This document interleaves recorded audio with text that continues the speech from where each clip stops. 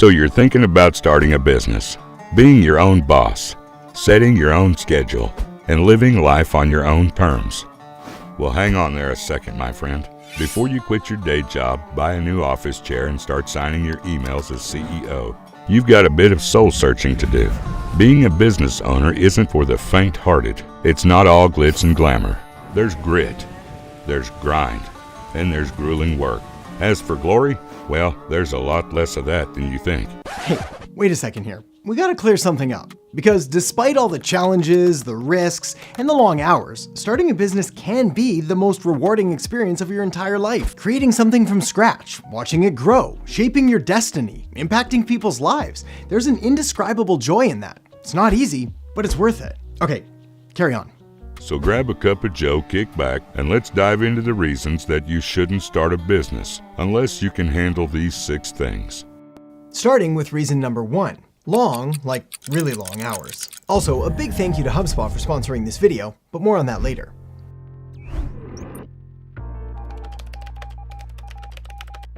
Imagine having a newborn baby, or puppy if that's more your thing. Cute, cuddly, life-changing, right? But they also scream in the middle of the night, need constant care, and take up all of your available time. And even when you're not physically with them, you're still thinking of them, worrying about them. And the thought of them occupies your every single waking moment. Well, my friend, starting a business is the corporate equivalent of having a newborn. It's exciting, but also incredibly demanding.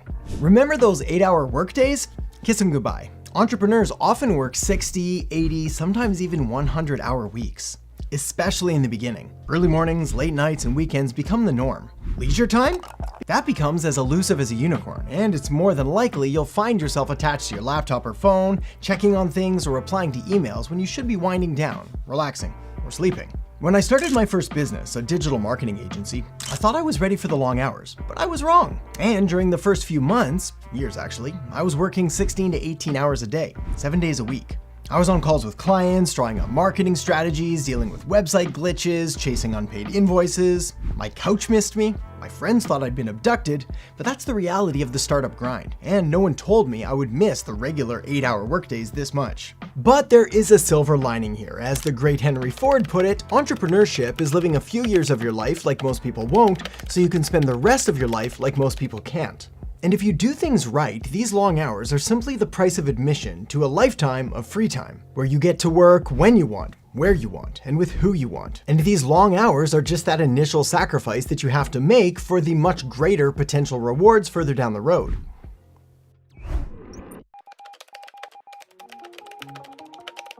Here's a not-so-fun fact you probably already know. Most businesses fail. Entrepreneurship and risk go hand in hand, like peanut butter and jelly, like Batman and Robin, like socks and sandals. Actually, those don't go together at all. Anyway, you get the picture. When you decide to start a business, you're effectively signing up for a high-stakes game. You're risking your finances, often your savings, your job security, your professional reputation, sometimes even your personal relationships. The market could change, your product or service might not be a hit, an unseen competitor might emerge, a global pandemic might strike. The possibilities for catastrophic failure are endless. Yay, business. Around the second year of running my business, a big client who made up nearly half of our revenue decided to retire and shut down his business. We didn't see it coming, and it was like a punch to the gut. Overnight, we had to figure out how to stay afloat and recoup almost 50% of our total business. We tightened our belts, we hustled harder, and learned a valuable lesson about diversifying our client base. I'll be honest, it was a terrifying time, but it was also a stark reminder of the risks that come along with entrepreneurship. But you know what? We survived. We came out even stronger. And as Mark Zuckerberg once said, the biggest risk is not taking any risk. In a world that's changing really quickly, the only strategy that is guaranteed to fail is not taking risks. Plus, unless you absolutely positively love everything about where you're at right now, then you're not really risking that much at all. Especially considering that in the game of business, you're the main player. You're in control. And your fate, alongside all of the actions that you're going to take to influence a positive outcome, well, that's largely up to you.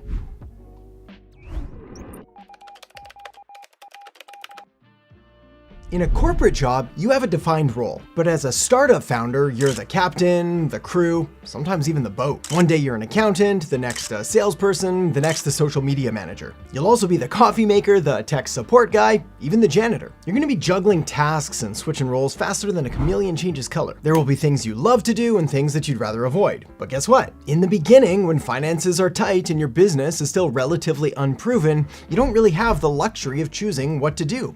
You, my friend, get to do it all. As a marketer, I was comfortable handling marketing strategies and content and social media. But running your own business, as I quickly realized, requires more. A lot more. And suddenly I was dealing with accounting and sales and all kinds of IT issues. On any given day, I remember answering sales calls and editing a piece of content and fixing a glitch on the website and running to the store to pick up a brand new coffee maker. But the experience taught me to be adaptable and flexible, as well as appreciate all of the different roles involved in running a proper business and organization. On the bright side here, thanks to recent advances in technology, specifically around the use of artificial intelligence, it's easier than ever before to offload or outsource a number of your everyday business-related tasks to AI. Which leads me perfectly to this video's sponsor, HubSpot, and their free guide on the state of AI in marketing. Did you know that 68% of marketing leaders are convinced that if they could fully implement AI and automation, they'd see unmatched business growth? Also, more than half of businesses have already invested in AI, and most of them report a significant increase in employee productivity. The fact is, with AI technology evolving at lightning speed, you don't want to be left behind. And this is where HubSpot's guide on the state of AI in marketing in 2023 comes in. It's a free guide and it's packed with new research into how marketers are using AI, practical tips for integrating AI into your tech stack, and key insights into the future of marketing with AI, which is going to help you learn to leverage AI tools, streamline your work, and unlock a wealth of insights. The report includes survey data from over 1,350 professionals in marketing, sales, service, and SEO across the globe, and includes practical tips and case studies from experts at leading companies like HubSpot and 10Web. And the best part is, it's completely free. So make sure to click the link down in the descriptions below this video to download your free copy of HubSpot's report on the state of AI in marketing today. Next up though, we gotta talk about your haters and how to handle them. Entrepreneurship is a rocky road filled with critiques and feedback and all kinds of unsolicited advice. Some pieces are constructive, some are just downright mean. But customers, employees, the market, they all have opinion. I mean, hey, even your Aunt Sally, who can't even operate her own smartphone, probably has something to say about just how great or not so great your new business idea is. We live in a world where every decision, every product, every move is under constant scrutiny. So you're gonna need thick skin and a level of resilience and an open mind. The ability to listen to feedback, filter it, take what applies and discard the rest, and then learn from it is vital. Around 6 months or so into my business, I faced some brutal feedback from a client. They were unhappy with a campaign we'd rolled out, and they didn't mince words. Being a relatively sensitive fellow, especially back then before the business world hardened my soul, I was devastated. It felt like a personal attack, and I wanted to just curl up in a corner, disappear. But once the initial sting passed, I looked at their feedback objectively. They had some valid points. So we revised our campaign, improved our processes, and the next campaign was a huge success. The good news though, and I'm living proof of this, is that this level of mental toughness can be learned and developed over time. And with practice, you're going to learn to separate the good advice from the people who you look up to and who have done what you're trying to do before, from the wannabes or trolls who are more than happy to criticize everything you're doing from the comfort of their mom's basement. As one of my favorite quotes from Confucius says, "Man who says it cannot be done should not interrupt the man doing it."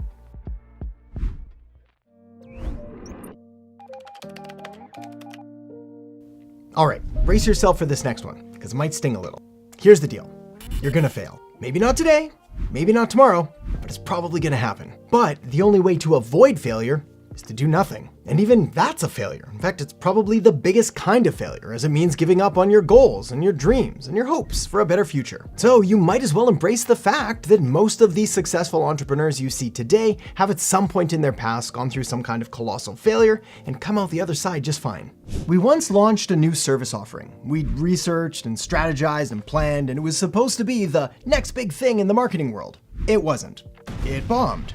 We'd invested time and effort and money, and it hurt to see it fail. But here's what we did. We licked our wounds, we dusted ourselves off, and went back to the drawing board. We analyzed what went wrong, learned our lessons, and moved forward. Now, I appreciate the failure was a tough pill to swallow, but it served as a stepping stone for all of our future successes. Think about Steve Jobs getting kicked out of Apple, or Richard Branson's numerous failed ventures. They've all been there. Failure is just part of the entrepreneurial journey. It's kind of like the universe's way of telling you what not to do.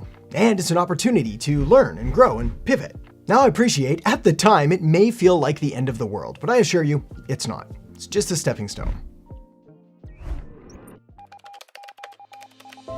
There's something comforting about a predictable paycheck. But when you're an entrepreneur, your future income can sometimes feel as predictable as a coin toss. There's no guarantee of success. The market fluctuates, consumer trends change, and the economy can take some pretty wild turns. It's a roller coaster ride, without a clear end, and without any guide rails or a safety bar. Just you falling down a track. Uncertainty becomes your constant companion, and it's there with you every step of the way. When the pandemic hit, we had to pivot our strategies quickly.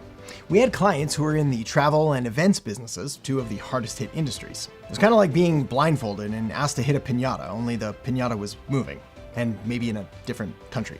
We had to reinvent strategies overnight, turning travel content into stay-at-home ideas. We transformed a client's luxurious resort campaign into vacation at home, featuring backyard picnics and DIY spa treatments. It was a crazy ride, but hey, isn't that what business is all about? So, can you handle this? Can you navigate through the fog without a clear path? Trusting your instincts and your judgment? And your ability to be adaptable and resilient? It would be amazing if you were able to accurately predict the future, but as Steve Jobs once said, you can't connect the dots looking forward. You can only connect them looking backward. So you have to trust that the dots will somehow connect in your future. The good news is, so long as you keep taking action, keep stacking up dots, so to say, there's almost no way that you won't be able to connect these dots at some point in the future. But to help you fast track your way to success, I've linked up a video right here that's going to show you some of my top marketing strategies that I've used to help businesses from startup solopreneurs all the way up to billion-dollar empires grow faster than they ever thought possible. So make sure to tap or click that now, and I'll see you in there in just a second.